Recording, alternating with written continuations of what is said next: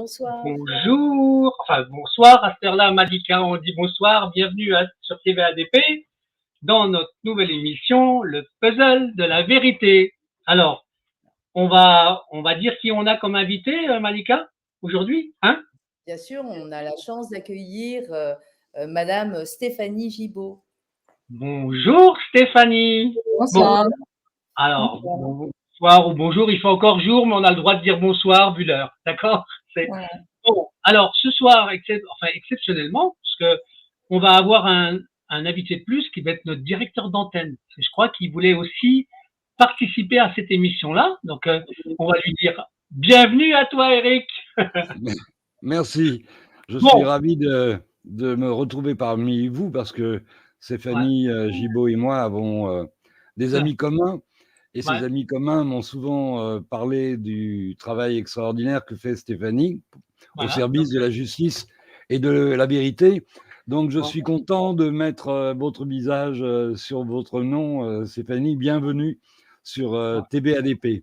Merci, bonsoir à vous et bonsoir à vous tous.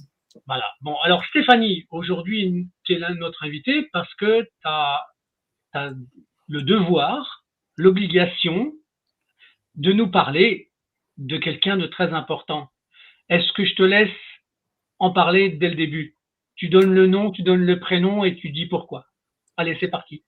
Alors ce soir, j'ai effectivement le privilège et je suis un peu émue de parler pendant toute cette émission de Julian Assange et je voulais vous remercier infiniment parce que ça fait quelque part 10 ans que tous les médias devraient le faire. Donc c'est avec beaucoup d'intérêt et beaucoup d'émotion qu'on va parler de l'affaire Assange. Et puis pour faire un petit clin d'œil au titre de l'émission, il y a des petites pièces de Pulse qui ont bien évidemment leur importance. Et puis, Wikileaks et Assange sont une des très grosses pièces du Pulse, voire peut-être la plus grosse pièce du Pulse à l'international. Donc, Bon, alors, là, ce qu'il faudrait que tu nous dises maintenant, si Eric est d'accord, hein, c'est qui est, Julian Assange. Donc, qu'est-ce qu'il a créé et qu'est-ce qui l'a amené à ça? Donc, le fait qu'ils soient en prison maintenant, d'accord, et des deux phases de la prison, hein, parce qu'il y a deux phases. Allez, je te laisse parler. En fait. Oui, alors d'abord, avant de commencer, je voulais juste faire une petite mise au point, exprimer pour ceux qui ne me connaissent pas que le combat pour la liberté de Julian Assange n'est pas un combat de droite ou n'est pas un combat pas plus qu'il sera un combat de gauche, parce que il s'agit purement et simplement de la liberté de l'information, des droits de l'homme, qui dans ce cas particulier sont vraiment clairement bafoués ici en Europe. Il s'agit de parler pendant cette émission de valeurs humanistes et d'être en faveur de la paix. Parce qu'on ne peut pas parler de Julian Assange sans parler justement du courage, de la vérité, de la justice et de ce qu'il vit, qui est un paradoxe complètement insupportable. Parce qu'on voit avec le cas Assange que ceux qui révèlent les crimes vont en prison, alors que ceux qui les commettent, souvent, restent impunis. Alors, qui est Julian Assange? Julian Assange est un citoyen australien, il a 50 ans, il a eu 50 ans en juillet de l'année dernière. Quand il était adolescent, c'était un garçon qui était passionné par l'informatique et il est devenu ce qui s'appelle, ou ce qu'il a appelé lui, un hacker éthique. C'est-à-dire qu'il ne détruisait rien et tout ce qu'il faisait, c'était dans le but de la connaissance que le citoyen ait connaissance de choses et de révéler ces informations. Donc c'est un journaliste, un informaticien, ce qu'on appelle aussi un cyber-militant, et puis certains lui donnent un titre de lanceur d'alerte. Mais il est surtout connu, Assange, en tant que fondateur du site Wikileaks, dont il a été le rédacteur en chef très longtemps, avant qu'on lui coupe le sifflet. Alors, qu'est-ce que c'est que Wikileaks? Wikileaks, ça a été créé en 2006, et de mémoire, il l'a créé quand il vivait à Paris.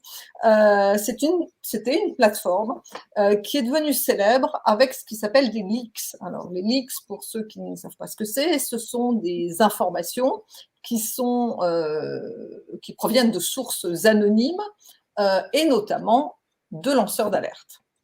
Alors, avec ce site, Wikileaks, il y a des révélations qui sont faites, mais en 2010, donc il y a déjà plus de 10 ans maintenant, sont arrivés ce qui s'appelle les Afghan War Papers et les Iraq War Diaries, c'est-à-dire c'est toutes les révélations qui ont été faites sur les dessous des guerres orchestrées par les Américains en Afghanistan et aussi en Irak, qui ont été révélées en fait par des sources internes de l'armée américaine. Alors, ce que j'ai oublié de vous dire, c'est que finalement, Wikileaks, qui était créé depuis 4 ans et qui était là surtout pour que les citoyens aient de l'information, en fait, Assange s'est rendu compte que ça intéressait surtout, c'était surtout des journalistes qui venaient chercher de l'information. Donc, grâce à ces révélations, les gens ont pu comprendre que les guerres qui ont été vendues aux citoyens à l'international comme étant des guerres humanitaires pour apporter soi-disant la démocratie, n'était qu'un outil de propagande des médias mainstream. C'est-à-dire que Wikileaks et Assange vont prouver que tout cela n'est que du mensonge. Et vous comprenez du coup pourquoi les États-Unis lui en veulent autant. On va en parler après. Ce qui est rarement révélé, mais c'est ce que Assange dit, et ceux qui l'entourent en parlent très souvent, c'est qu'en fait, lui, il avait l'optique, en étant un hacker éthique, de faire du journalisme scientifique. C'est-à-dire d'être capable de trouver des preuves irréfutables qui viennent de sources internes, qui ne sont connues de personne et qui permettent justement d'accéder à la vérité. Alors avec ça, Assange est devenu ultra célèbre parce que vous vous doutez bien que avec ces révélations, ça a quand même défrayé la chronique à l'international, c'est-à-dire à la fois les gens qui l'ont soutenu et puis les gens qui étaient contre lui.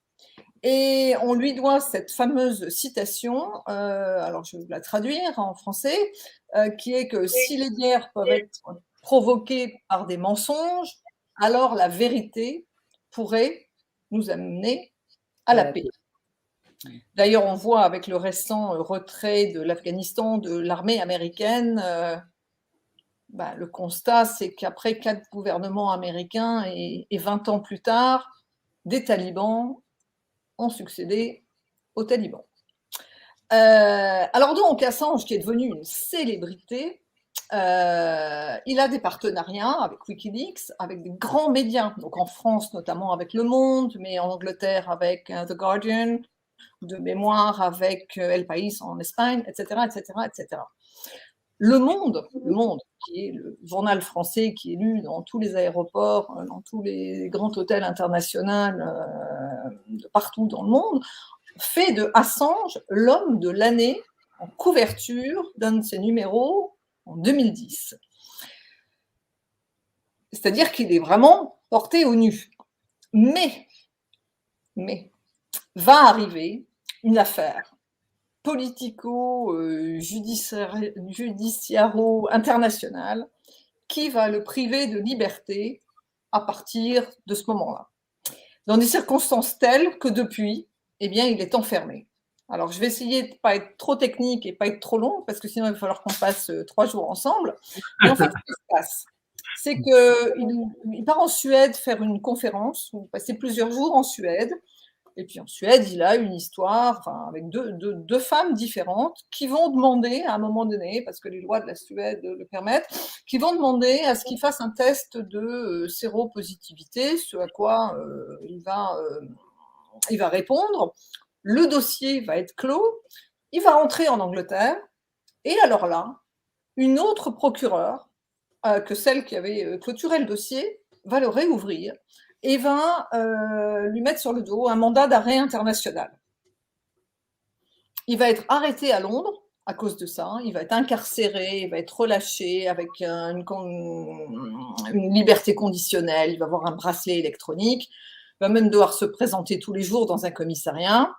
Et la Suède demande son extradition. Mais Assange, qui quand même n'est pas né de la dernière pluie, sait qu'il y a 2 cas où la Suède a procédé de la même manière, c'est-à-dire qu'une fois que les gens sont arrivés en Suède, ils ont été directement extradés aux États-Unis. Donc il refuse d'y aller, parce qu'il est certain que lui, ça va l'emmener là-bas, parce qu'il sait que c'est un piège. Le problème, c'est que la Cour suprême britannique va accepter cette extradition.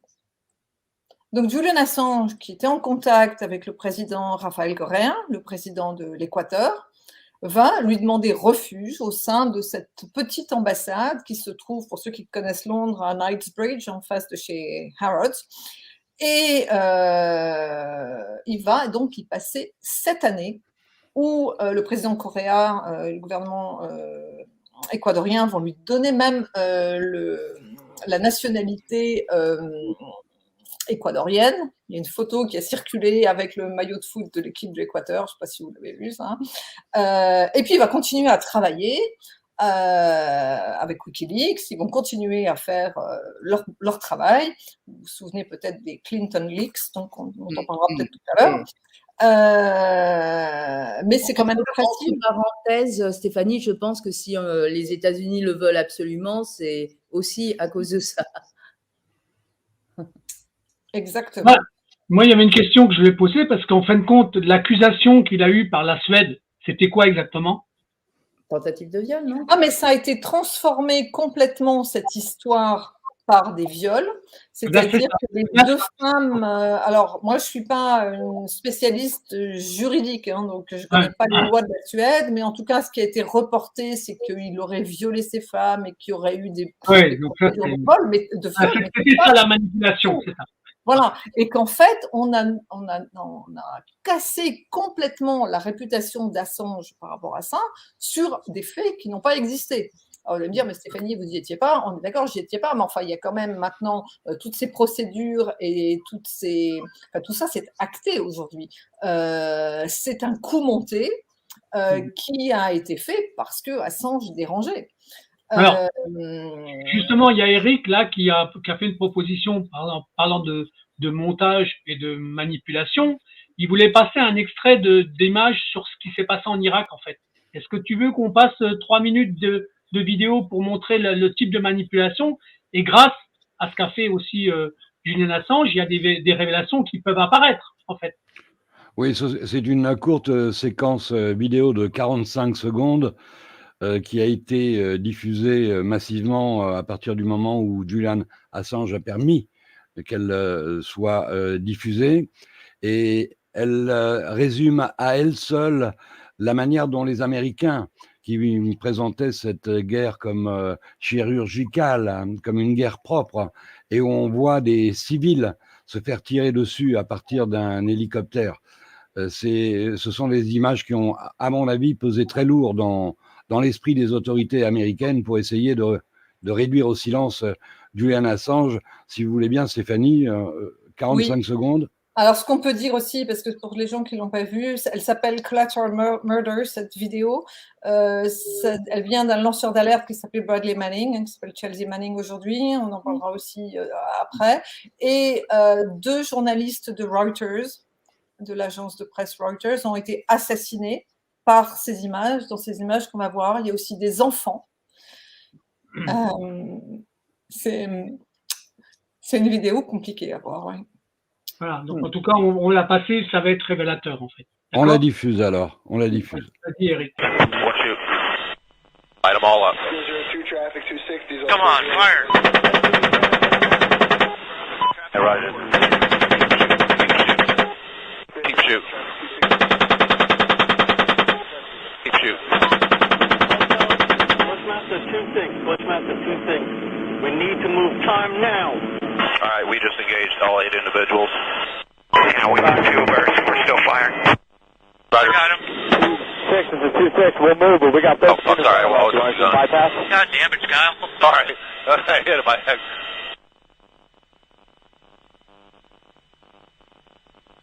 All right, you're clear. All right, I'm just trying to find targets again. Terrible. Ouais, c'est comme quoi. Cette vidéo a fait le tour du monde, ça c'est absolument extraordinaire. C'est-à-dire qu'effectivement, si on n'a pas des informations qui viennent de l'intérieur, c'est-à-dire de gens qui sont au courant, et ben, personne ne peut savoir. Donc, enfin, on va parler du rôle de la presse après, mais effectivement, on comprend très bien pourquoi les États-Unis en veulent à Assange, et puis surtout parce qu'ils veulent en faire un cas d'école. Ouais, Pour qu'il n'y ait pas de médias, justement, qui fassent la même chose. Ouais. Alors donc, Assange, je vous ai dit, qui a été passé 7 ans dans l'ambassade de l'Équateur, qui a continué à travailler, etc., etc. Il pouvait quand même recevoir du monde. Dans les Français, parce qu'il a reçu beaucoup de monde, dans les Français, il y a Catherine Deneuve qui lui a rendu visite, il y a Éric Cantona, l'ancien joueur de foot. Il a pu continuer à travailler et puis à tisser des liens vraiment forts avec des gens qui sont tous des militants partout à l'international.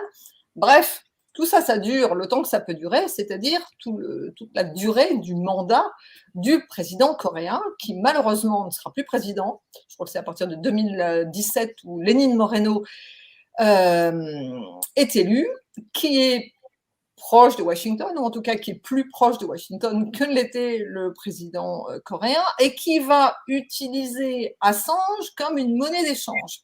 Je ne sais pas si vous avez suivi à l'époque, mais le FMI, alors, même Lagarde n'est pas là, mais sinon on peut lui poser la question. Le FMI a donné à ce moment-là à l'Équateur un prêt dont le montant m'échappe, mais qui était relativement important. Alors toujours est-il que les mesures ont commencé à être de plus en plus compliquées.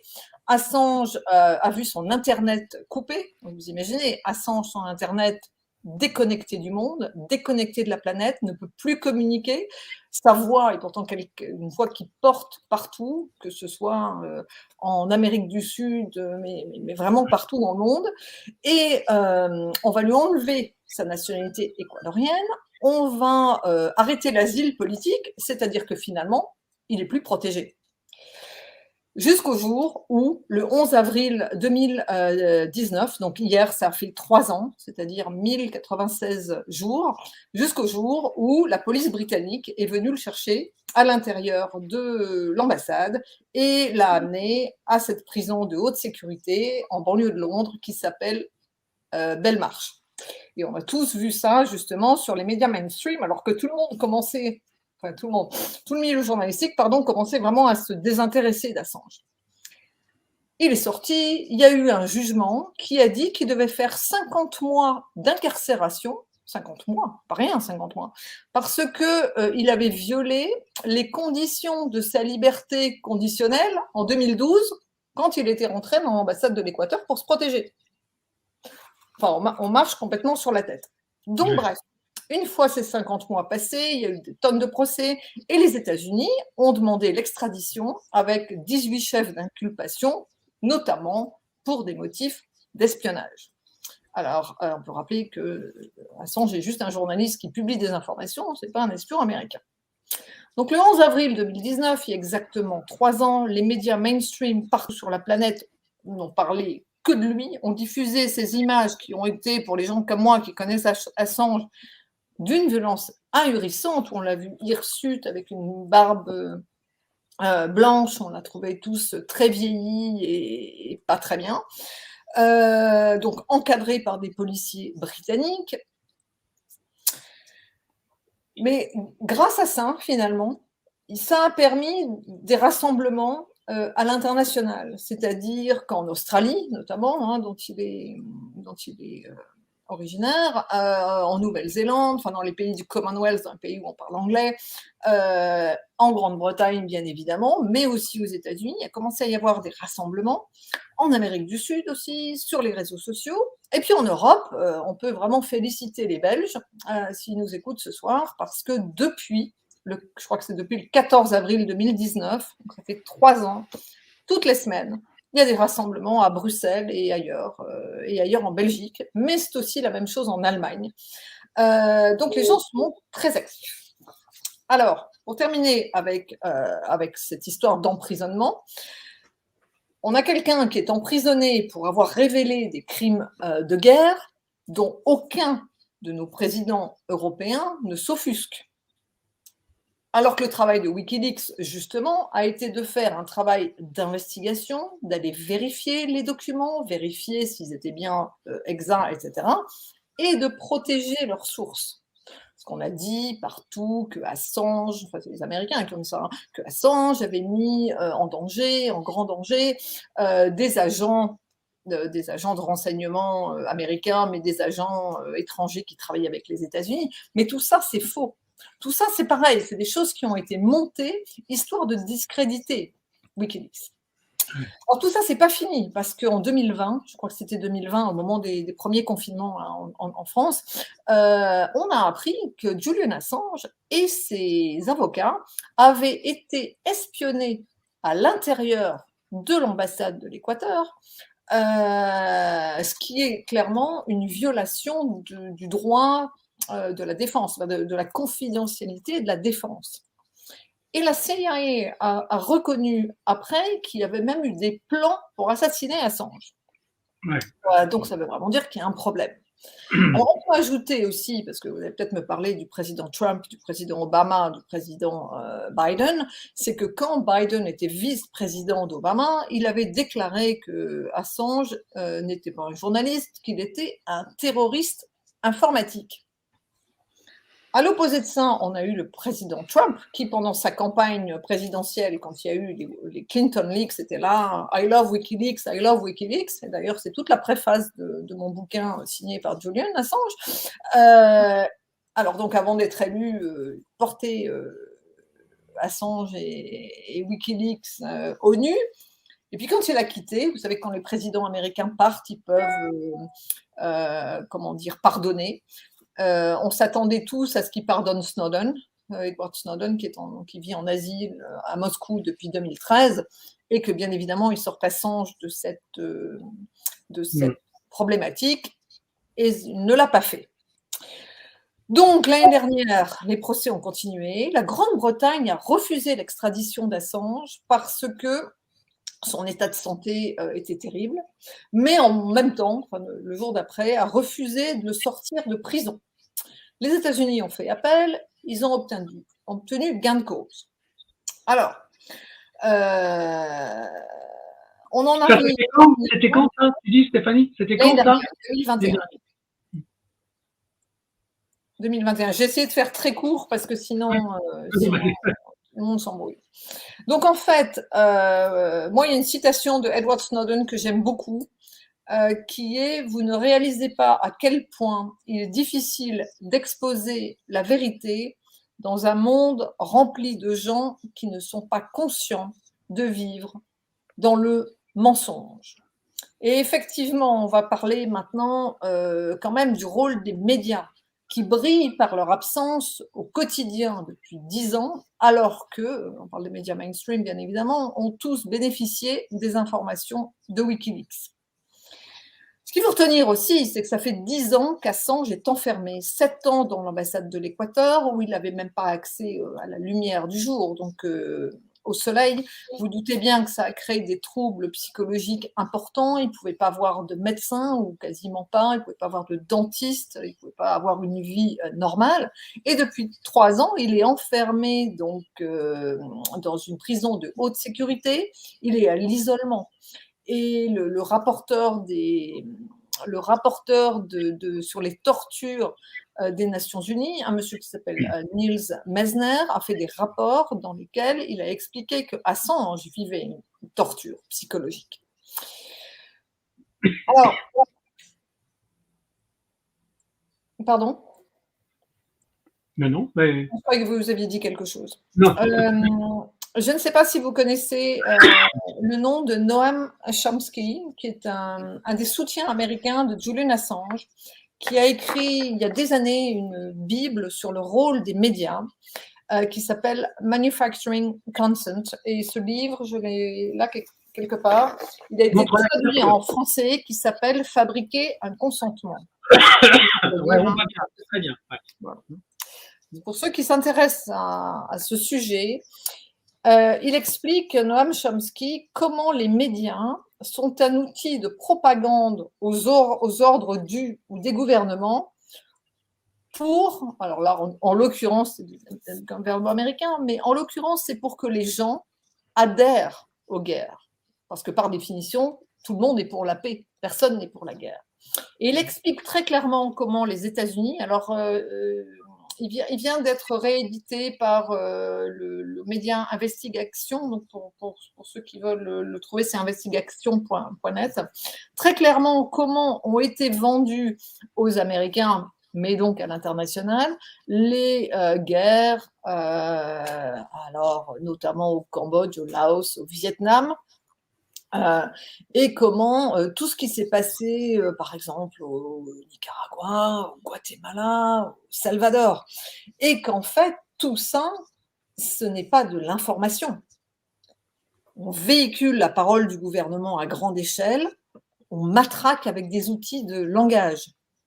Donc en fait, ce qu'on peut dire, c'est que depuis les années 90, il y a une prédominance du journalisme commercial.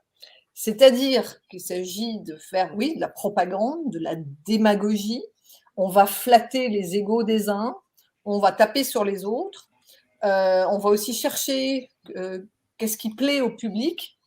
Et en fait, il n'y a absolument plus de différenciation.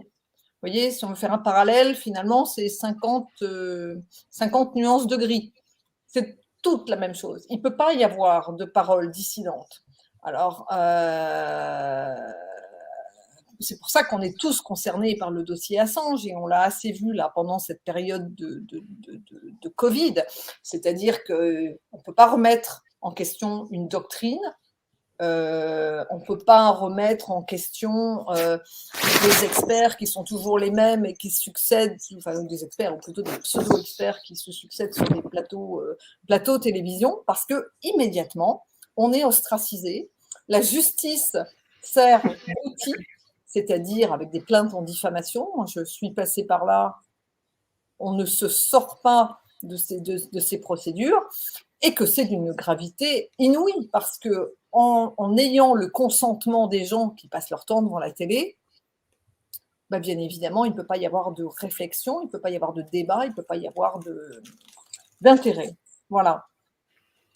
On assiste un peu à la même chose en ce moment, en tout cas particulièrement depuis 2 ans avec la pandémie et maintenant avec la guerre entre l'Ukraine et la Russie, où on présente la Russie comme le grand méchant loup et le régime nazi d'Ukraine comme étant la victime.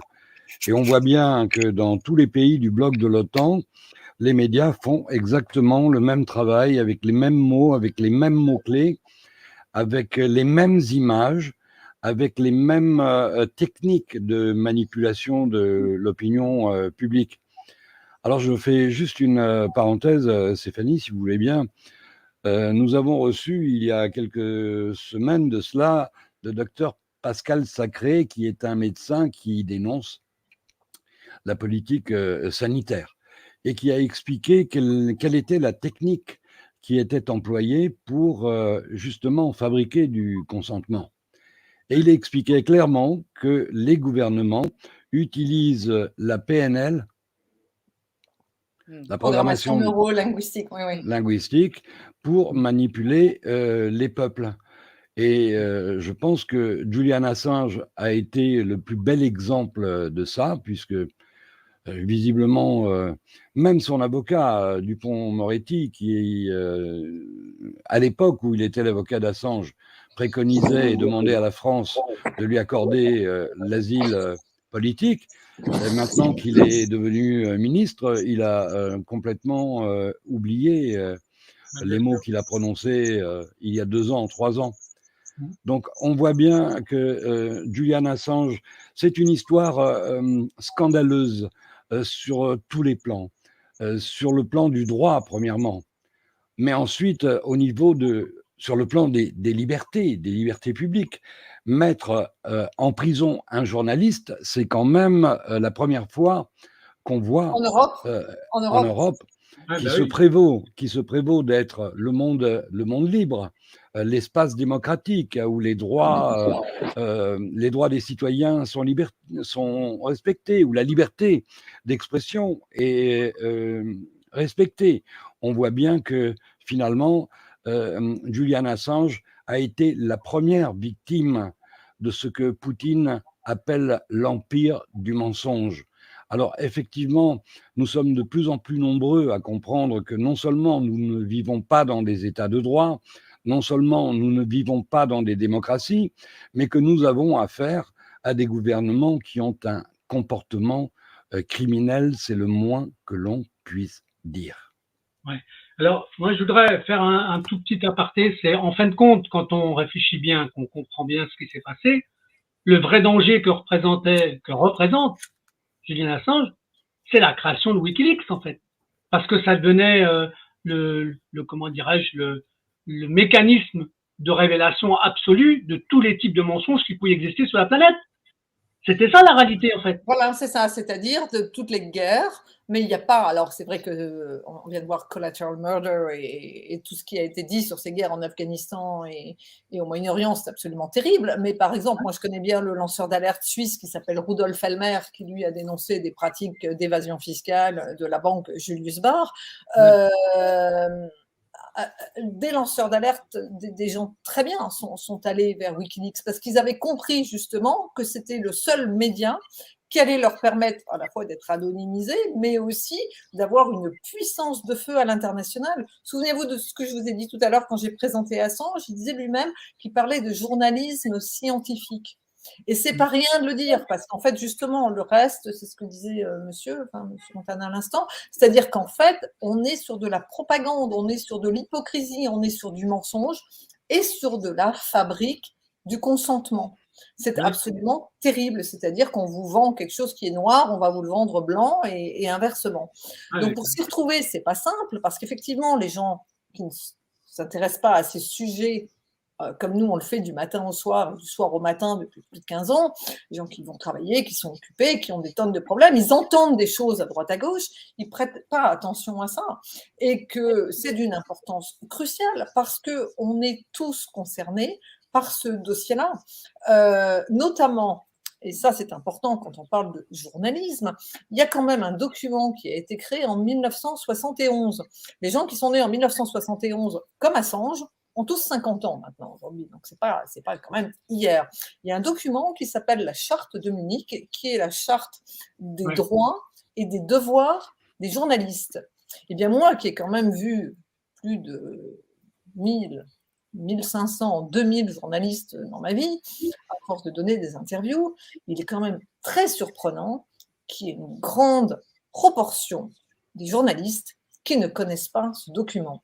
C'est-à-dire qu'on se demande le travail que font certaines écoles de journalisme, mais on se demande aussi pourquoi les médias pour lesquels ils travaillent, leurs rédac-chefs, etc., n'ont pas ça placardé au mur en disant quand tu enquêtes, protection des sources, quand tu enquêtes, tu vas chercher la vérité d'un côté et tu vas la chercher de l'autre, tu ne publies que des documents qui sont véridiques, enfin une charte éthique. Oui. Et que justement, quand on incrimine Assange et Wikileaks, c'est complètement idiot. C'est-à-dire qu'effectivement, on a ce qui est bien est mal, ce qui est mal est bien. C'est ça. Mais il faudra qu'on la publie, Eric. Il faudra qu'on la mette en ligne, cette absolument. charte. Absolument. Mais à titre personnel, bien évidemment, je soutiens, en tant que journaliste indépendant, mon confrère Julian Assange. Je considère que le traitement qui lui est infligé est ignoble, mais c'est aussi la preuve que cela peut arriver à chacun d'entre nous. Dans ce système, vous voyez bien qu'il y a deux formes d'information. Il y a la désinformation, que j'appelle moi la manipulation de l'opinion publique, et puis il y a l'information indépendante. L'information indépendante, on la retrouve aujourd'hui essentiellement sur Internet, parce que vous imaginez bien qu'on n'inviterait pas quelqu'un comme moi sur un plateau mainstream. Et pour tout vous dire, j'ai tellement de colère vis-à-vis de ces serviteurs, de ces domestiques du pouvoir, que je me refuserais même à discuter et à dialoguer avec eux. Mais donnez-nous des nouvelles récentes, Stéphanie, s'il vous plaît, de Julian, parce qu'il était question qu'il soit extradé. On en est où? Alors, hier, donc, les 3 années d'enfermement ont été un petit peu médiatisées sur les réseaux sociaux parce que ce qui vient là, dans les jours qui viennent, est vraiment très important, à savoir, alors attendez, je vais prendre mon papier parce que je ne suis pas forcément toujours… Tu parles du 24 avril en Belgique, notamment, non? Oui, mais au niveau de l'extradition. Le 20 avril, donc le 20 avril, ce sera la semaine prochaine, juste avant le deuxième tour de notre présidentielle. Je ne sais pas si on dit procureur, magistrate à Londres, doit normalement valider l'extradition vers les États-Unis. C'est quand même d'une gravité inouïe. C'est pour ça que là, il est vraiment temps que nous, la France, pays des droits de l'homme et tout le Bataclan, on commence à comprendre les enjeux de ce dossier. Ça aura lieu juste avant, finalement, le 3 mai, qui est la journée internationale de la liberté de la presse. Mais alors, le 18 mai, il y a quelque chose d'important, c'est-à-dire que c'est le deadline en Grande-Bretagne pour que comment est-ce qu'on dit Home Secretary, la secrétaire d'État, on dit secrétaire d'État. Hein, secrétaire d'État, oui. Ouais, secrétaire d'État qui s'appelle Priti Patel doit recevoir au plus tard cette demande d'extradition. Alors, je ne connais pas tous les tenants et les aboutissants, mais je pense que là, on arrive à la fin des recours possibles. Je crois que la dernière chose qui sera possible, si jamais elle accepte qu'il soit extradé, c'est la Cour européenne des droits de l'homme. Mais vous comprenez que tout ça, c'est un combat judiciaire, finalement, qui est un combat juridique sur les lois qui existent, alors par pays, vous imaginez, en plus Assange qui est australien, on a les États-Unis d'un côté, on a la Suède de l'autre, on a la Grande-Bretagne, on a le droit européen, parce que mine de rien, je crois que justement la Cour européenne des droits de l'homme, c'est du droit qui est européen, les Anglais qui ne sont pas dans l'Union ont ce droit auquel ils doivent aussi se… Donc c'est un délire absolu. Il suffirait juste qu'il y ait des gens aussi courageux que Rafael Correa. On en a vu quelques-uns, le président du Mexique notamment. Oui. Mais nous, en Europe, c'est quand même le silence radio. C'est-à-dire que le Parlement européen, quelques petits parlementaires sympathiques qui ont essayé, mais on voit bien que ça n'a pas été du tout la majorité, et nos chefs d'État sont complètement omnubilés par le fait que ça n'apporterait absolument rien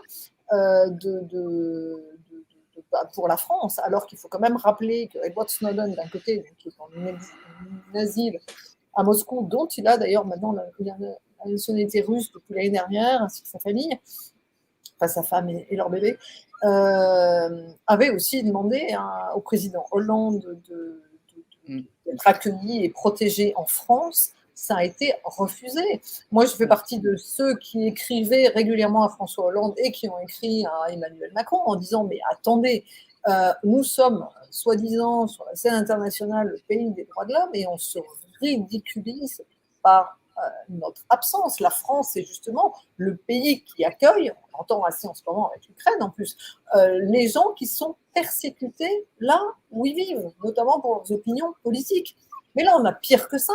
Mieux que ça. Enfin, là, on atteint le summum, c'est qu'on a 2 hommes, l'un qui est australien, l'autre qui est américain, un qui est en exil à Moscou, l'autre qui est enfermé dans une ambassade, et maintenant en prison de haute sécurité, qui ont révélé que les 3 présidents français, Chirac, Sarkozy, Hollande, avaient été écoutés par la NSA, qu'on a 2 de nos ministres de l'économie, qui étaient Strauss-Kahn et l'autre, son nom m'échappe, son nom m'échappe, je vois son visage, je ne sais plus, ont été aussi espionnés, ce qui permettait aux États-Unis de nous piquer des contrats.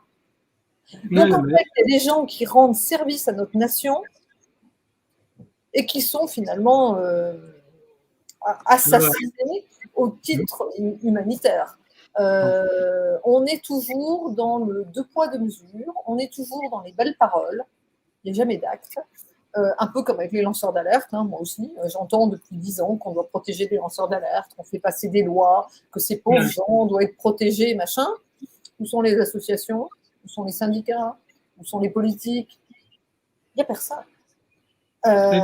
Et c'est là où on se rend compte, une fois qu'on met le doigt dans la plotte, si vous voulez, dans la toile d'araignée, qu'en fait, tout se tient avec le pouvoir, l'argent, les médias.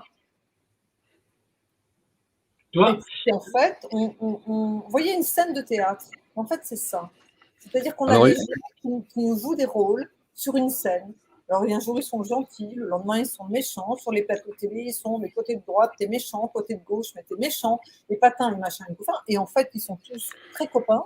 Ils sont tous au cœur du système. Ils sont tous là pour défendre leur position et leur intérêt. Mais l'intérêt des citoyens, je suis bien passée en France pour le savoir, il n'y a pas grand monde qui nous passe des coups de fil, qui essaye de nous aider, qui essaye de valoriser notre parole. En tout cas, je vous remercie de me laisser la parole ce soir sur Assange parce que ça fait 10 ans qu'on devrait avoir fait que ça au quotidien et que tous les Français devraient comprendre les enjeux. Donc, on a parlé de la charte de Munich tout à l'heure. On a parlé du fait que du droit d'asile qui lui a été refusé, du droit d'asile qui lui a été refusé. Je précise juste un point pour insister sur l'hypocrisie de notre gouvernement. Tout le monde se souvient que François Mitterrand a accordé l'asile politique à Cesare Battisti, un membre des Brigades Rouges qui est actuellement en prison en Italie. Par contre, on s'avère incapable d'accorder l'asile politique à un journaliste. Ouais. Alors justement, l'hypocrisie, j'avais donné un petit discours à Nice, ça devait être au moment juste avant le premier confinement, il y a 2 ans, où j'expliquais que la France avait aussi donné l'asile à Baby Doc, à Jean-Claude Duvalier, qui est quand même un haïtien qui avait du sang sur les mains. Il a été protégé, je crois que pendant plus de 10 ans sur la Côte d'Azur, et l'asile et protection. Mais on devrait tous être vent debout. Alors justement, est-ce qu'on pourrait pas montrer quand même depuis 40 minutes qu'on parle là, est-ce qu'on pourrait pas montrer le visage de Julian Assange? Parce que il y avait eu un petit montage vidéo. Est-ce qu'on pourrait le présenter pour que les gens voient sa tête, pour que les gens se la rappellent avec tout ce qui se fait? Eric, tu penses pas qu'on pourrait le passer, ça? Avec plaisir. Avec plaisir. C'est avec, tu vois de quoi je veux parler, Stéphanie? Donc, le petit montage où on voit sa tête avec plein d'affiches, avec sa carte professionnelle de journaliste et ainsi de suite. Ça dure quoi? Il y a beaucoup de gens qui reprochent à Assange de ne pas être un journaliste, d'être un hacker.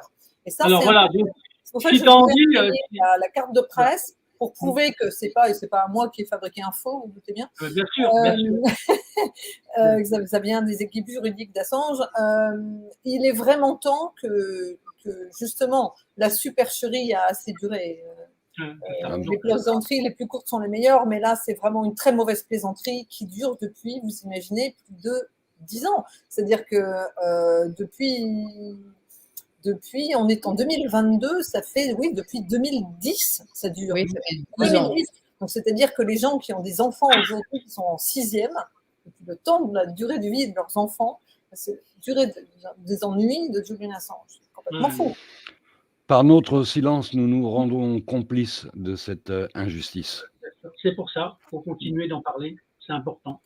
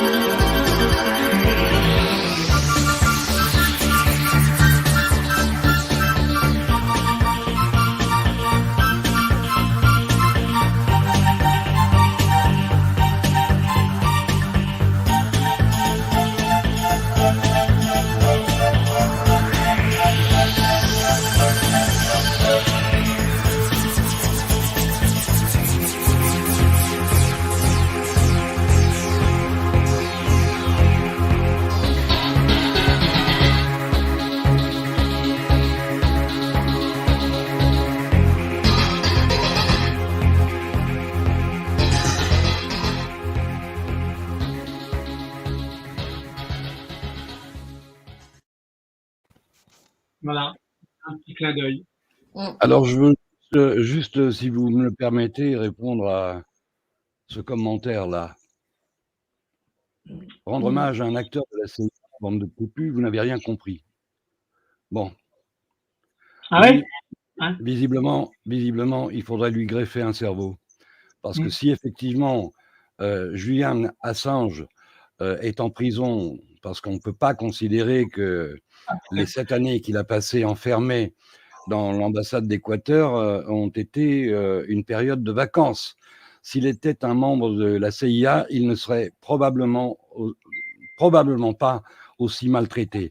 Donc, je ne sais pas comment tu t'appelles, Malik Hamda, va t'acheter un cerveau, d'accord? Excusez-moi.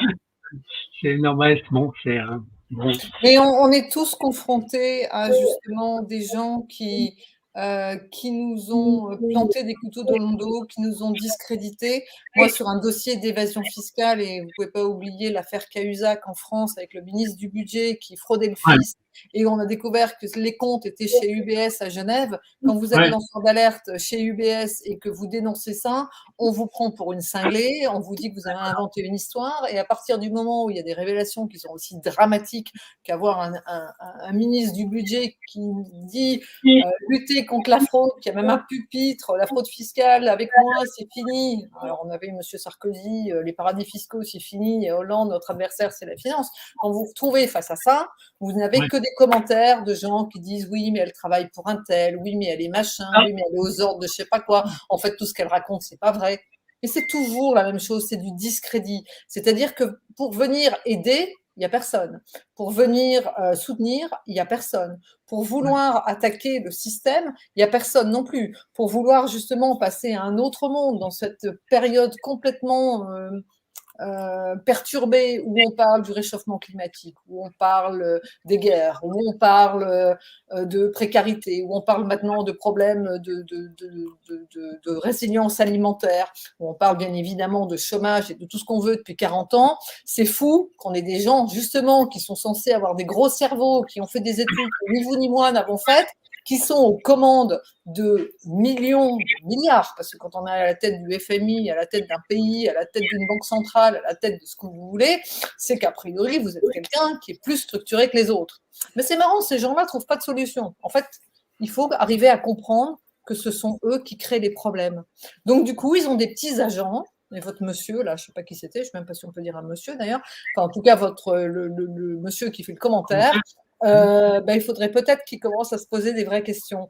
C'est-à-dire comment il élève ses enfants, dans quel monde il veut les voir évoluer, qu'est-ce qu'il veut comme avenir pour nous tous. Parce qu'en fait, la problématique, c'est justement qu'on est tous confrontés à ces mensonges à un moment ou à un autre. Parce que sinon, sur les plateaux télé mainstream depuis 10 ou 15 ans, il y aurait ces débats. C'est pas nous quatre qui devrions être à l'origine de ce type de débat. Et moi, je peux vous remercier parce que j'ai regardé 4 émissions que vous avez faites et je me disais, mais effectivement, quelqu'un comme Michel Chanut, que j'avais eu l'occasion de rencontrer il y a plus de 3 ans, s'il m'entend, je lui envoie mes amitiés. Ce qu'il dit, c'est tellement sidérant. Ce que dit cette dame sur les 35 heures, j'ai été sciée, les 39 heures et les 35 heures, mais tout le monde en France, pas en France, en Europe, puisqu'on fait partie pays fondateur de l'Europe et tout ce qu'on veut, tout le monde devrait savoir cette c'est encore une histoire de mensonge.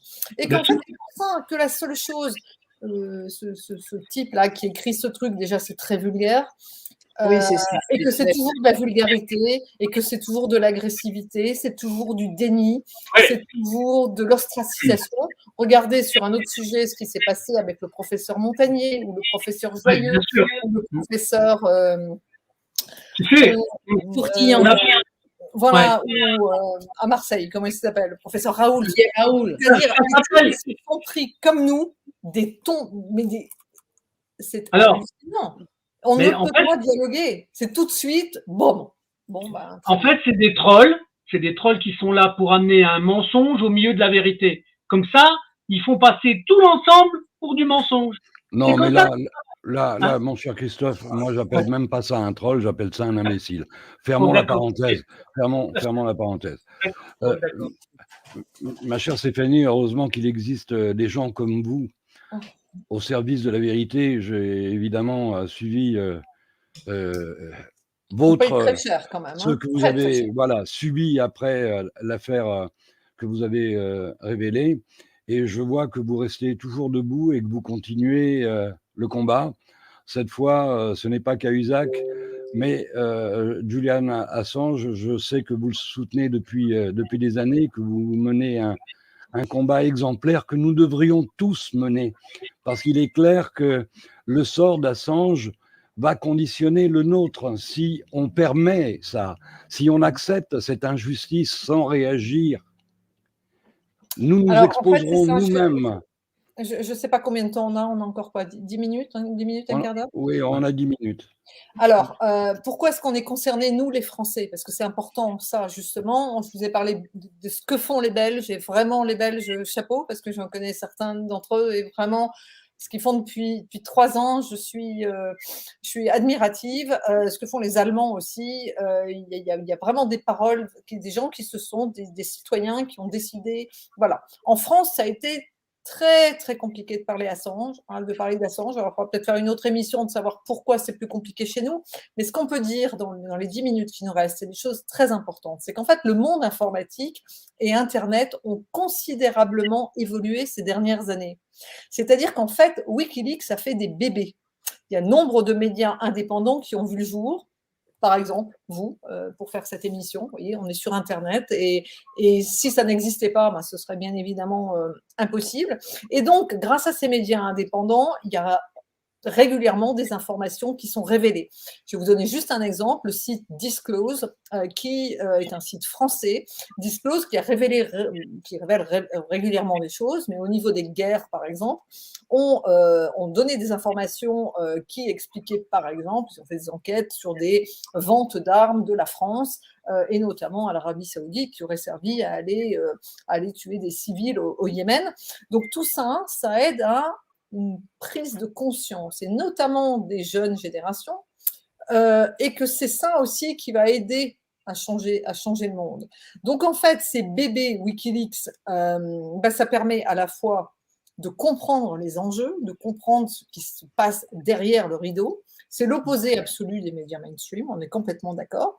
Et je vous parlais tout à l'heure de cette dame-là sur les 35 heures, ou de ce que disait Michel Chenu. Bien évidemment que tout ça, c'est absolument impossible de connaître ces informations, puisque les lanceurs d'alerte, alors vous les appelez comme vous voulez, les gens qui révèlent vous donnez lanceur d'alerte le nom que vous voulez, les témoins, les insiders, les gens qui osent se lever, eh bien, finalement, ils sont chacun une pièce de ce puzzle. Parce qu'en fait, toutes les affaires sont liées. Les affaires sont liées par la corruption, elles sont liées par le pouvoir, elles sont liées par les comptes offshore. Je ne suis pas là pour parler des banques et du sujet des banques, mais vous voyez bien que nous, ça fait 15 ans qu'on est debout, et ça fait 15 ans qu'on vous dit les paradis fiscaux, il n'y en a plus, les paradis fiscaux, c'est fini, l'évasion fiscale, c'est fini. Et puis à chaque fois, il y a des révélations entre les Panama Papers, les Pandora Papers, les Paradise Papers, les Football Leaks, Voilà, et à chaque fois, avec des têtes couronnées, des premiers ministres, des présidents, des membres de gouvernement. Donc, qu'on nous dise ce qu'on veut, mais ceux qui disent la vérité sont avant tout des gens courageux, sont des gens qui osent, qui risquent tout. Et ça, bien évidemment, c'est absolument pas mis en avant.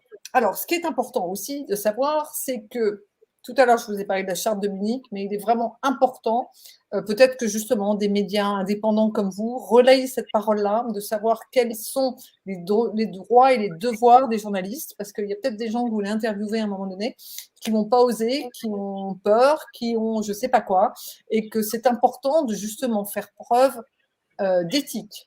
Ce que je voulais vous dire aussi par rapport à Assange, c'est que Assange est soutenu quand même par quelques associations à l'international, etc. Et en France, Reporters sans frontières, comme vous le savez, a été créé en France, même s'ils ont des bureaux à l'international, et que Reporters sans frontières, et notamment Christophe Deloire, sont justement vent debout pour la libération d'Assange depuis longtemps. Donc Christophe Deloire, je l'avais croisé il y a quelques années, s'il m'entend, je vais lui dire... Merci pour son travail. Alors, pour les auditeurs qui ne le savent pas, les médias français sont détenus par une poignée de milliardaires que moi j'ai bien connus dans ma vie précédente et dont le métier est de vendre des téléphones portables, de vendre des armes, c'est-à-dire ou autre chose. Et c'est-à-dire que on sait d'un côté que la presse mainstream accumule des déficits colossaux qui sont en partie, ces médias mainstream, financés par vos impôts. Oui. Comment est-ce qu'on peut expliquer que ces milliardaires, qui sont très bien conseillés, qui sont bien très entourés, investissent dans une industrie où ils perdent de l'argent? Vous voyez, ça c'est une question fondamentale. La question fondamentale, c'est que, on va repartir sur Noam Chomsky, c'est-à-dire qu'ils vendent de l'influence. Ça leur permet aussi d'avoir des remontées du terrain de leurs journalistes qui disent il se passe ci, il se passe ci, il se passe ça, et de pouvoir verrouiller derrière des dossiers qui les gênent et de présenter les sujets au public de manière accommodée. On sélectionne certains sujets plus que d'autres. Sur les sujets des lanceurs d'alerte, par exemple, parce que j'en connais un sacré paquet, les médias ne veulent pas de certains sujets. C'est-à-dire que les gens alertent dans le désert. C'est absolument hallucinant. Et puis par contre, il y a d'autres gens comme moi qui se sont retrouvés surmédiatisés, alors que moi, j'avais fait une alerte interne et que j'avais travaillé pour la direction des douanes.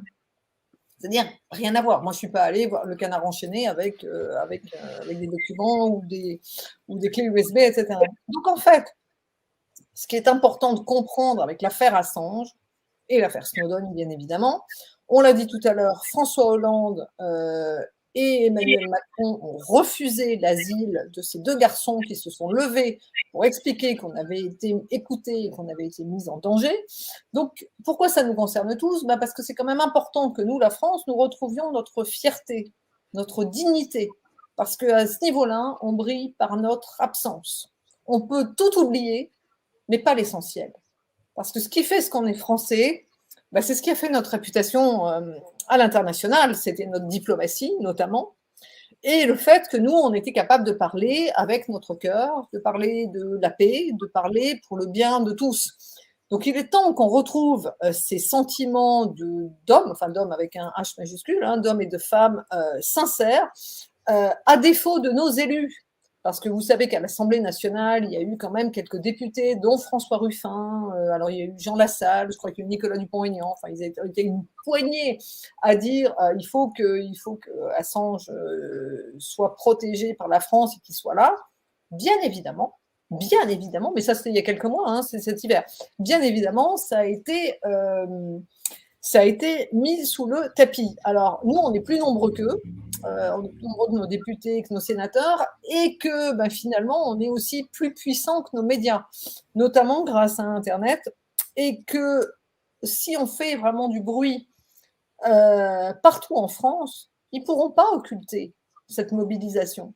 Parce que là, il ne s'agit pas, c'est ce que j'ai dit tout à l'heure en commençant, ce n'est pas un combat de gauche ou un combat de droite, ce n'est pas parce que M. Mélenchon est allé voir Julian Assange à l'ambassade d'Équateur qu'il a le monopole de parler de ce sujet-là. J'ai rien contre M. Mélenchon, je viens de vous parler de Jean Lassalle ou de Nicolas Dupont-Aignan, c'est-à-dire que justement, ce n'est pas un combat partisan, c'est un combat pour que nous, la France, on soit cohérent par rapport à ce qui a fait nos valeurs, et notamment la liberté d'expression, et notamment la liberté de la presse. Voilà. Alors, qu'est-ce qu'il faut faire ? Qu'est-ce qu'il faut faire pour aider ? Qu'est-ce qu'il faut faire pour éveiller les gens ? Faire en sorte que justice soit faite pour Assange. Parce que ce que disait M. Montanin tout à l'heure, et c'est très vrai, c'est-à-dire que si Assange est extradé aux États-Unis, où il risque la mort, parce qu'il va être dans une prison de haute sécurité et il va être condamné a priori à 175 années de prison, donc il ne sortira jamais, c'est-à-dire qu'il servira de cas d'école, que n'importe quel journaliste dans le monde, qu'il soit australien, mais qu'il soit canadien, qu'il soit français, allemand, espagnol, italien, russe, ou ce que vous voulez, qui va sortir un jour des révélations sur les États-Unis, il pourra être aussi, lui, poursuivi en fonction de ce fameux Espionage Act, c'est-à-dire être poursuivi pour des histoires d'espionnage, alors que les types ne font que leur boulot de journaliste. Et c'est bien pour ça que tous les médias et tous les journalistes qui étaient partenaires de Wikileaks, on se demande quand même où ils sont depuis 10 ans. Alors, ils sont aux mains des milliardaires que tu as cités tout à l'heure. Voilà où et ils ils sont. ont tous les mois des factures à Oui. payer, un crédit de voiture, un crédit d'appartement, des enfants à élever. Je sais, c'est tout ce qu'on m'a enlevé. Donc, je connais par cœur. C'est-à-dire qu'une fois où on parle, on se lève. Mais par contre, au lieu de se lever un tout seul, si c'est une armée qui se lève, il y en a 70 millions de Français, ben, il suffirait qu'il y ait ne serait-ce que le 2 tiers du pays, c'est-à-dire si on enlève les enfants et les personnes qui ne sont pas en état voilà, on devrait quand même arriver à faire comprendre qu'on existe et qu'on a une parole. Parce que ce qui est important, souvent Julian, et je me souviens, j'ai vu plein d'interviews là-dessus, où les gens lui disaient, au moment où il pouvait parler encore, mais qu'est-ce qu'on peut faire? Et en fait, là, je vous répète, je traduis ce qu'il dit, il dit, lisez, informez-vous, recoupez les informations, remettez en question ce qui est dit, ce qui est répété, ce qui est rabâché, pour vous forger votre propre opinion. Alors moi, à mon petit niveau, je peux vous donner quelques recommandations. Qu'est-ce qu'ils disent, monsieur? Les pays ont une loi qui dit pas dénoncer des crimes de guerre est un délit. Ben oui, mais on peut peut-être aussi se dire que la très grande majorité des êtres humains ne veulent pas des guerres et ne veulent pas des mensonges de guerre. Les gens veulent plutôt la paix. Donc il faut peut-être plutôt promouvoir justement des actions de paix que des actions de guerre. Là, on voit tout le monde en ce moment contre cette guerre en Ukraine, et je suis la première à le comprendre. Bien évidemment, mais c'est marrant, c'est qu'on ne s'offusque pas sur les guerres que nous, les Français, avons déclarées ou lesquelles on a collaboré. Alors c'est peut-être un délit de le dire, mais à un moment donné, il faut quand même savoir où est notre conscience et ce qu'on a envie de faire et le monde qu'on veut. Alors on est dans un monde ultra individuel, ultra égoïste, et bien c'est bien pour ça que des gens comme moi, depuis 15 ans, ont été abandonnés, et je ne suis pas la seule, parce que effectivement, la vérité fait peur. La vérité, c'était la chanson de Guy Béard, celui qui dit la vérité doit être exécuté. Alors tant qu'on en est là, bah oui, mais tant qu'on en est là, à aussi élire des gens qui sont corrompus, des gens qui ne sont pas là pour défendre l'intérêt de leur pays, des gens qui ne sont pas là pour défendre l'intérêt des citoyens, des gens qui ne sont pas là pour défendre l'intérêt général, qui ne sont pas là pour défendre nos industries, nos administrations, qui ne sont pas là pour protéger le bien commun, parce que c'est ça dont il s'agit. La presse, c'est quand même le bien commun, le bien de tous. Il y a quelque chose de très important, c'est le droit à l'information et le droit à une information juste. Et puis, de l'autre côté, il y a le devoir des journalistes. Être journaliste, vous recevez une information, oh, ben, le ministre du budget, il fraude le fisc. Bon, ben, tant pis, hein, je vais risquer ma place si je le dis, donc je ne le dis pas. Mais qu'est-ce que c'est que ces raisonnements? Si on n'avait pas mis sur la place des tonnes d'informations que tout le monde a pu accéder, comment est-ce que vous sauriez justement toutes ces histoires? Alors, il y a toujours beaucoup de gens qui sont à protéger le système, parce qu'en fait, c'est de ce dont il s'agit. Effectivement, c'est un délit d'aller dénoncer que, je ne sais plus la phrase exacte là de... Non, il avait parfaitement raison. Pourtant, tous les pays ont une loi qui dit ne pas dénoncer des crimes, y compris de guerre, est un délit. Ah, j'avais lu l'inverse. Alors donc, on a bien raison. Ah ben, excusez-moi, monsieur, j'ai compris l'inverse. J'ai compris que c'était un crime de le dire. Oui. Ben oui, eh ben justement, alors pourquoi il n'y a pas, enfin nous on est quoi, on est 70 millions et que le sujet Assange soit aussi clivant.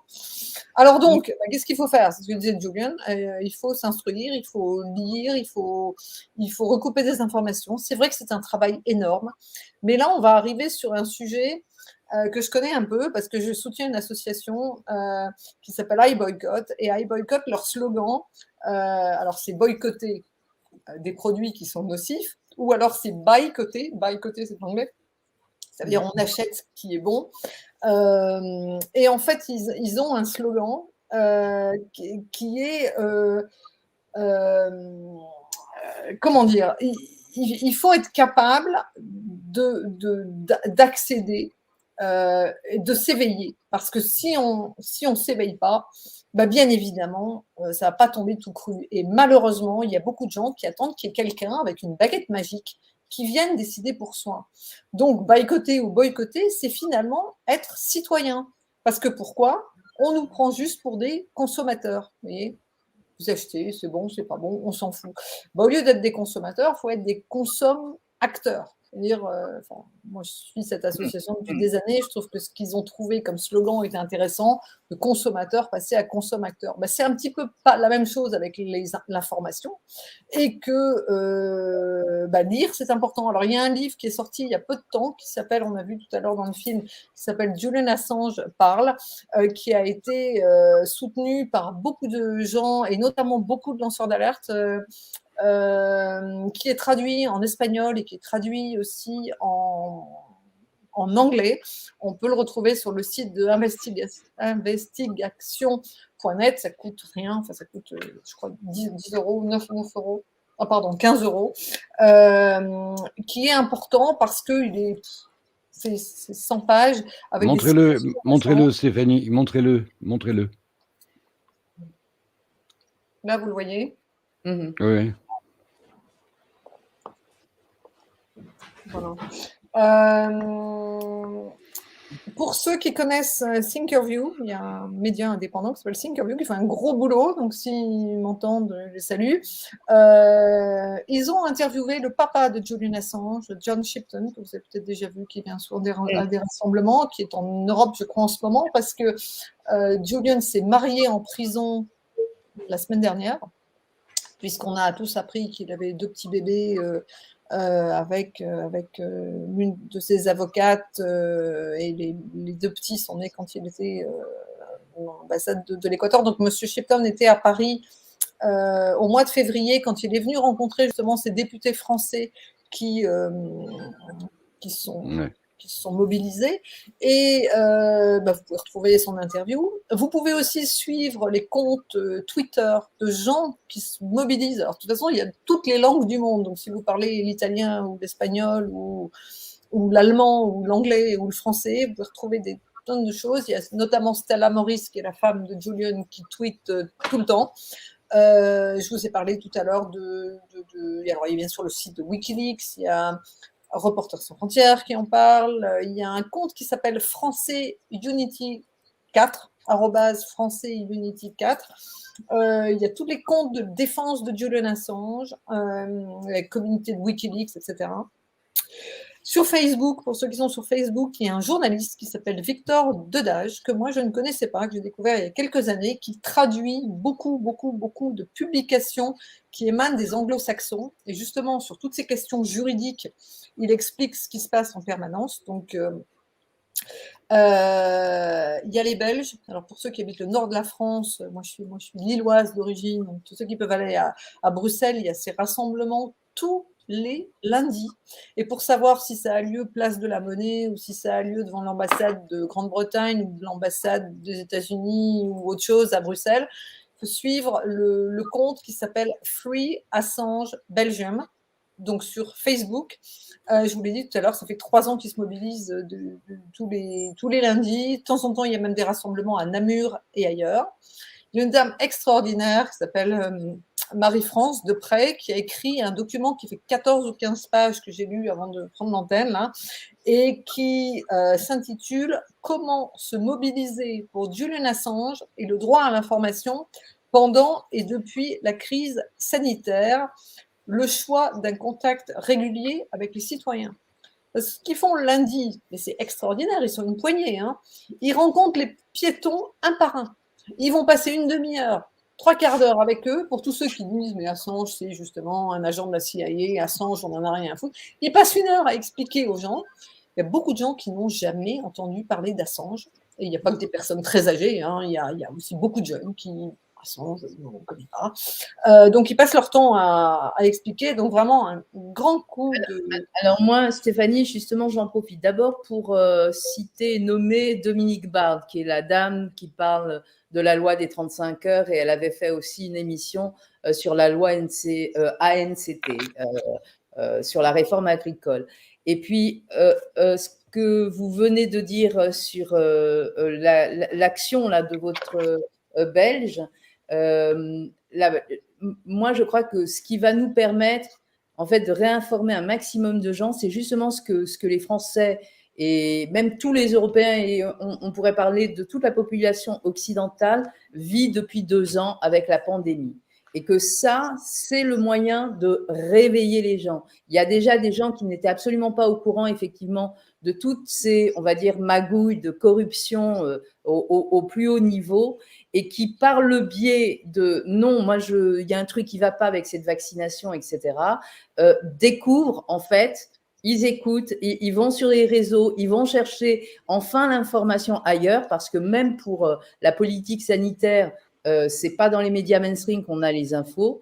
Et de ce fait, ils entendent d'autres choses. Et là, la fameuse pelote dans laquelle on mettait le doigt, elle commence à se défiler par ce biais-là. Et je pense que c'est notre espoir, justement, et que les lanceurs d'alerte tels qu'un Julian Assange, personnellement, j'admire beaucoup, que j'ai suivi depuis longtemps. Vous n'avez pas cité Mediapart, mais Mediapart était aussi associé à Julian Assange. Je me souviens de plusieurs interviews qu'il a données, et Edoui Plenel avait fait des émissions spéciales le concernant. Et depuis sa prison de l'ambassade équatorienne à Londres, on l'entendait, et la dernière fois que je l'ai vu, il était très, très diminué. Bon, j'ai vu les autres images après. Tout à l'heure, on parlait de violations. Il y a 2 violations sur ce qui est arrivé quand il est sorti. C'est à la fois le fait que la CIA ait espionné à l'intérieur d'une ambassade étrangère. Ça, c'est vraiment, c'est dramatique. Et c'est du jamais vu. On ne comprend pas que les Équatoriens ne se soient pas plus défendus. Et la deuxième violation, pour moi, c'est que la police anglaise pénètre encore, fait une arrestation dans une ambassade qui est normalement un territoire protégé. Voilà. Mais c'est là où on voit justement, on découvre avec ce type d'histoire qui est quand même complètement inédite, hein, on n'a jamais vu ça nulle part ailleurs, que justement il y a des États qui sont amis, et comme on est amis, tout est permis. Moi, j'ai travaillé dans une ambassade, donc je connais la problématique. Il y a la violation d'une ambassade, surtout par un pays étranger, ou même le pays où l'ambassade réside. C'est de toute façon pénétrer dans un territoire étranger. C'est absolument hallucinant. Ça veut bien dire, comme je l'avais annoncé tout à l'heure, que Assange a été une monnaie d'échange. Alors, il y a eu ce prêt au FMI, du FMI. Il y a peut-être d'autres choses dont on n'a pas encore connaissance. Et il est très possible, justement, que tous les, alors on peut les appeler les hackers ou les insiders ou je ne sais pas quoi, aient beaucoup d'informations sous le pied, et qu'on ait des révélations là dans les semaines qui viennent. Si jamais le Home Secretary, la Home Secretary a accepté l'extradition vers les États-Unis, moi je pense, c'est mon avis, mais je pense qu'il va y avoir des fuites, des leaks dans tous les sens, parce que c'est juste inacceptable, et que là peut-être on aura justement le rôle de la presse, des journalistes qui vont enfin être vent debout. Alors comme on n'y arrive pas, de toute façon pour l'instant c'est aux citoyens de se réveiller, c'est les citoyens qui vont sauver Assange. C'est-à-dire que pourquoi il est aussi dans cette situation-là, c'est par l'indifférence des gens. L'indifférence et la non-connaissance. À partir du moment, les Belges le disent très bien, une fois qu'ils ont passé une demi-heure ou 3/4 d'heure à expliquer aux gens, finalement, ce que j'ai expliqué moi là, depuis tout à l'heure, les gens disent « Oh, mais comment on peut aider ? Et qu'est-ce qu'on peut faire ?» Et puis en fait, c'est pour ça que ça prend du temps et qu'on n'est pas nombreux, mais on devrait y arriver. Justement, les soignants suspendus, la grande majorité de la population française n'est pas au courant. Et donc, il y a aussi toutes les semaines des gens qui abordent les passants sur les places de marché ou ailleurs et leur expliquent, et les gens découvrent que ces soignants, depuis septembre 2021, sont sans traitement. Voilà, abandonnés. Donc, vous voyez bien que les médias ne font pas leur boulot. Les médias mainstream ne font pas leur boulot. On revient à la problématique, c'est-à-dire que c'est ça. C'est le pouvoir, la corruption, enfin le pouvoir, ce qu'on appelle les élites, hein, que ce soit les élites politiques, économiques, financières, etc.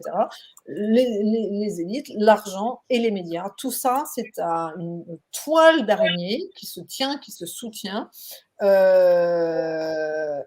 c'est pour ça qu'il faut s'informer ailleurs. Alors, rebooter l'information, mais c'est une énergie pas possible. C'est dément. Moi, je suis épuisée depuis 15 ans de me dire, mais comment on va faire ? Alors, mais Stéphanie, vous deviez nous parler de Chelsea Manning. Alors, oui, je voulais vous parler de Chelsea Manning tout à l'heure parce que je voulais vous parler des lanceurs d'alerte, mais comme on est passé à autre chose. Alors, attendez, ce que je voulais vous dire, c'est que oui, Chelsea Manning, donc, qui a donné, on a vu cette vidéo Collateral Murder tout à l'heure, Chelsea Manning a été dénoncée par un informaticien avec lequel elle était en lien, qui quelque part était jaloux de Wikileaks. C'est une histoire un petit peu abracadabrante. Donc c'est lui qui a balancé son nom. Parce qu'on a souvent dit que que Assange ne protégeait pas les lanceurs d'alerte, que Assange mettait en danger les sources qui donnaient des informations, et aussi du coup ça permettait de mettre en danger des agents américains. Donc Chelsea Manning a été condamnée aux États-Unis justement avec cette histoire d'espionnage Act à 35 ans de prison, et sa peine a été commuée quand Obama a quitté la Maison Blanche. C'était incroyablement, on a tous été incroyablement surpris, sauf que ça ne s'est pas arrêté là non plus. C'est que les États-Unis ont créé ce qui s'appelait grand jury, un grand jury, pour la condamnation d'Assange. Elle a dit, moi je ne veux pas témoigner contre Assange. Donc, les Américains l'ont remis en prison et pour qu'elle aille témoigner. Et elle a dit, mais moi je préfère me suicider, et c'est extraordinaire ce que je vais vous dire. Elle a déclaré, je préfère me suicider plutôt que de témoigner contre Assange. Et elle a effectivement fait une tentative de suicide. Alors, je ne sais plus, moi, parce que les années passent, ça devait être en 2020, au moment de notre premier confinement, là, ça devait être à ce moment-là. Et du coup, elle a été sortie de prison. Mais c'est d'une violence extraordinaire, tout ça. Ce sont des parcours de vie qui, si vous voulez, ne devraient pas exister, parce qu'on a des mots comme ça, les uns les autres, là, dans nos démocraties, quand on parle de solidarité, quand on parle de vivre ensemble, voilà. Mais il faut arrêter. Dire bien à quel point ça fait peur, tout ça. Des mots. On vit dans une illusion et je pense qu'on vit un moment historique. Si on ne réagit pas maintenant, je ne sais pas si nous aurons l'occasion de pouvoir le faire à nouveau, parce qu'on se rend compte dans tous les pays du bloc de l'OTAN que nos libertés sont laminées semaine après semaine.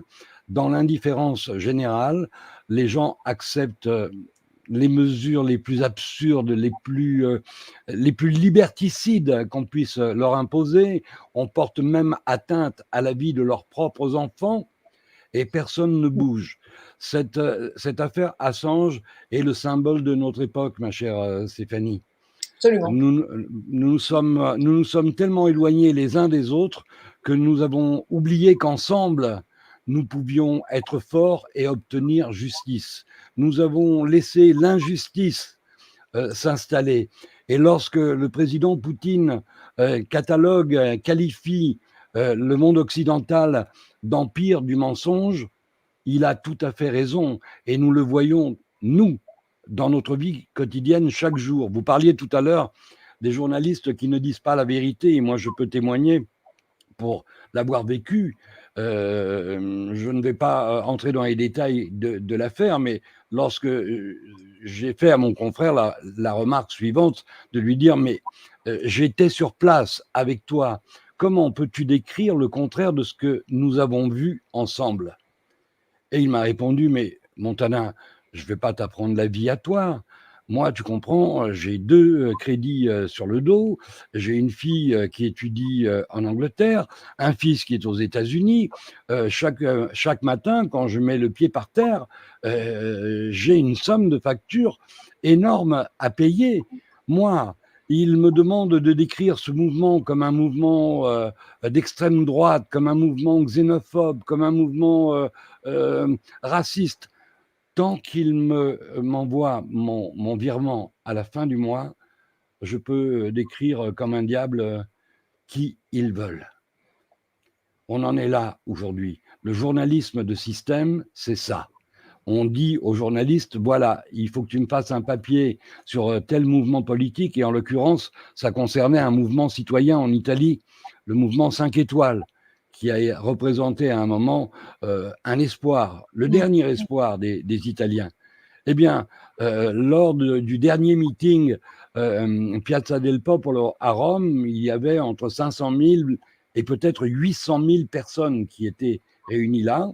Et ce journaliste, qui est un correspondant d'un grand quotidien du soir, dont je ne citerai pas le nom pour ne pas leur faire de publicité. Donc, on se serait attendu de la part d'un journaliste d'un tel journal qu'il fasse son travail avec honnêteté et objectivité. Eh bien, il m'a dit, Montana, c'est pas à toi que je vais apprendre la vie. La messe est dite. Voilà, nous sommes dans l'empire du mensonge.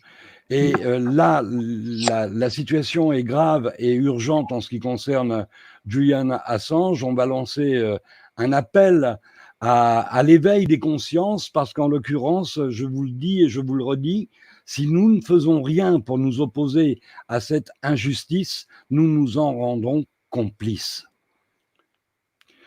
On s'accorde encore 7 minutes, 6 minutes 20, et après on va conclure.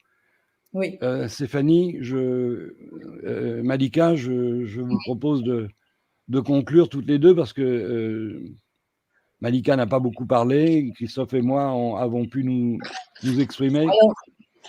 Alors, oui, je veux bien conclure. Moi, j'aurais une question pour vous, Stéphanie. J'avais cru comprendre, parce que moi, j'ai bien suivi quand même ce qui s'est passé pour Julian Assange. Et je sais que quand il était hacker, ado, etc., il s'est rendu compte, et c'est pour ça qu'il a créé Wikileaks, que les États mentaient constamment, ils ne donnaient pas les bonnes informations aux populations, et qu'en construisant cet outil informatique, il pourrait avertir les citoyens, ce que vous avez plus ou moins dit déjà tout à l'heure au début. Et donc, ma question, elle est peut-être innocente, mais comment a-t-il pu imaginer qu'on s'en prendrait à lui en révélant tous ses secrets? Et si on s'attaque à un journaliste comme Julian Assange, qui est une sommité mondiale, qui est une référence pour beaucoup d'entre nous, eh bien, il faut savoir que tous les autres seront en danger, et que ce que vit Assange aujourd'hui, chaque journaliste indépendant qui œuvre pour la vérité et pour la justice peut être soumis au même cas. Donc, le cas Julian Assange est un cas symbolique. Si nous ne nous levons pas pour lui, personne ne se lèvera pour nous. Ça créera un précédent. Oui, c'est ce que j'ai dit tout à l'heure, exactement. C'est-à-dire que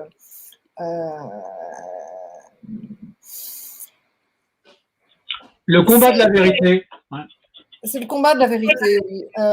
Moi, j'achète souvent des trucs.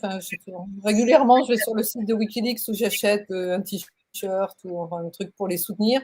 Et j'ai acheté comment ça s'appelle, un autocollant de Wikileaks qui dit qu'ils sont la première agence de renseignement au monde des citoyens.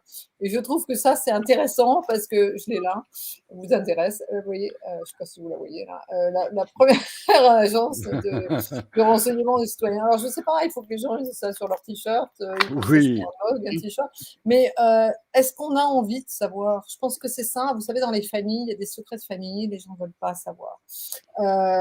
Parce que c'est violent de savoir la vérité. Vous imaginez, moi, j'ai travaillé comme une folle furieuse pendant 12 ans chez UBS. Et puis, en fait, ce qui m'est arrivé, ça a été un coup de massue sur la tête, même pire que ça. C'est-à-dire qu'à partir du moment où vous apprenez la vérité, mais le monde s'écroule parce qu'en fait, on a tous des croyances, justement.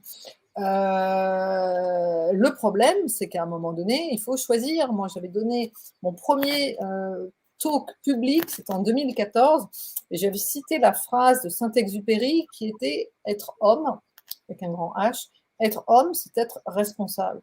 Et en fait, c'est ça, c'est est-ce qu'on est un consommateur, et puis on est là juste pour acheter, pour cliquer, pour dire « je veux ceci, je veux cela », ou est-ce qu'à un moment donné, on est citoyen, c'est-à-dire qu'on n'a pas que des droits, on a aussi des devoirs.